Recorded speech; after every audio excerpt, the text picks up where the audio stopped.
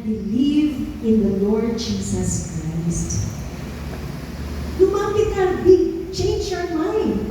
No? Yung salita na change your mind, change your heart. Pagsisihan mo ang lahat ng mali sa iyong buhay. Nabanggit kanina, mostly nakapaloob yan doon sa, actually, that's idolatry.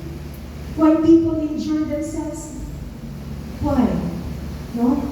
O bottom line, all in all, ayaw masaktan. Maraming mga resentments, maraming mga hinanakit or bitterness, hindi makapagpatawad. Maraming mga issues in life. Repent. Amen? Diba, Panginoon, sabi niya, forgive just as you were forgiven.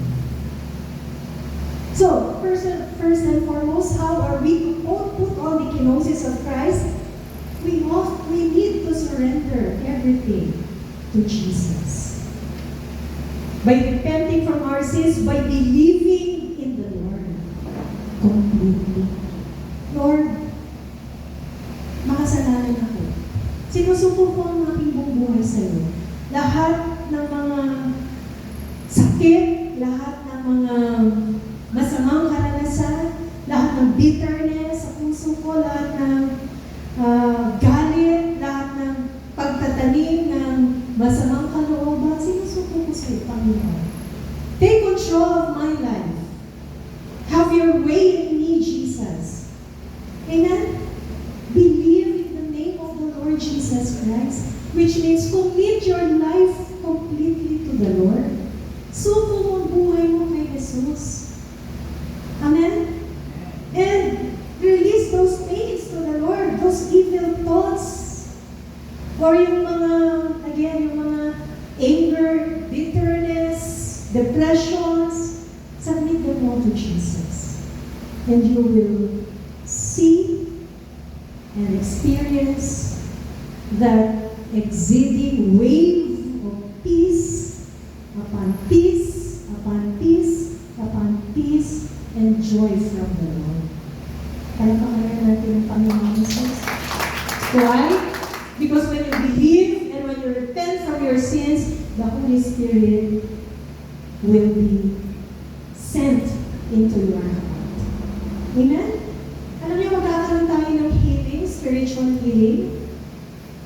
Once we receive that salvation, that grace being offered to us by Jesus, and in effect, receiving the Spirit of the Lord in our hearts, at doon lang talaga, meron tayong kapayapaan. Meron tayong kapanatagan ng puso. Magkakaroon tayo ng kagalakan. Amen?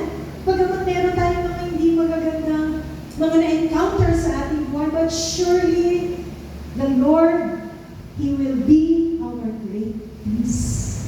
He will be our great joy amidst this troublesome world. Pagpakanan natin ang Panginoon. So surrender. Magulang sa'yo, magulang mo. Surrender your life to Jesus. Marami kang mistakes, kasalanan, suko mo lahat sa Panginoon. And in effect, that's what's being said in the book of Philippians. Alam niyo po yung book of Philippians, it was written by Paul 30 years after the ascension of Christ, when he was in prison at Rome. Parang sinasabi lang ni Paul doon sa church in Philippi, no? Let Jesus be your life. Let Jesus be in your mind, in your heart, in your thoughts. Let Jesus be your goal in life, your strength, your victory. Let your life revolve around Jesus. And you will have the victory in life. Kapag ang buhay mo, ginawa mo si Jesus ang buhay mo, pinasok mo sa iyong puso, sa iyong isip, sa iyong mga plano sa buhay, ginawa mo siyang Diyos at Panginoon ng buhay mo. At umikot ang buhay mo sa Panginoong Jesucristo, you will be free from any demonic attack. Amen? Hindi naman ibig sabihin na wala kang pagsubok. But, the devil will not have a foothold on you. He will not even come near you. Dahil yan ay pangako ni Jesus sa atin. Palapakan na natin ang Panginoon. Surrender your life to Jesus. And then second, have the mind of Christ. Kamay mo nga muna yung katabi mo. And tell your neighbor, have the mind of Christ. Sabi niyo po, let this mind be in you. And what kind of mind? Is he referring to that kenosis mind? Or that kenotic mind? Magkaroon tayo ng ganitong kaisipan. So, if we have repented from our sins, if we have surrendered our lives to Jesus, have the mind of Christ. Ano ba yung isip ni Jesus? Yung self-emptying mind. Amen? Yung self-emptying mind. Considering na tayo, yung ating kaisipan, sabi nga ng book of Jeremiah 17, the heart, which is our mind, the spiritual heart is the mind. The heart is deceitful above all else. So kung sinasabi ng isip mo, lalaki ka o babae ka, that's a deceitful thinking. That's a deceitful thought. Amen?